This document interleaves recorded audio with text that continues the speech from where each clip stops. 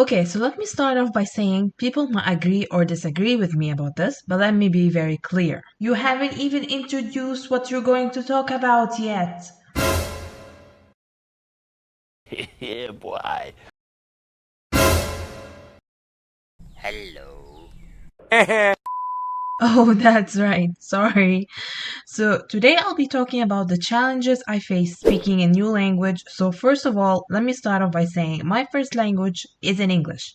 So, I had to grow up learning the language. So, I remember at a young age how much I struggled to even say the most basic of sentences. Pomeo, poeo, I, o al, do, I, a, u. So it has been quite a journey, to be honest, but nothing could have prepared me towards what comes next. So for my education, my university education, I went from one country to another.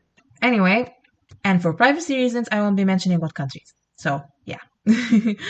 Anyway, I'll call them country one and country two. So in country one is a very short struggle since I stayed there for barely a year and barely felt like socializing, which I don't recommend, by the way, considering it's very, very bad for your mental health. So in country two now in country two that I have a roommate who speaks the language of that country, country two.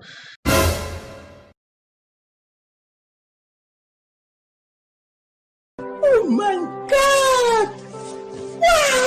Oh boy, when I tell you I probably looked stupid talking to her, I do. Like this one time she asked me about where the kitchen was, and I just started nodding at her. And then she looked at me like I grew an extra head after I said stayed quiet. And then another time, she tried asking me if I had any toilet paper, and I just smiled at her like some sort of creepy FNAF animatronic.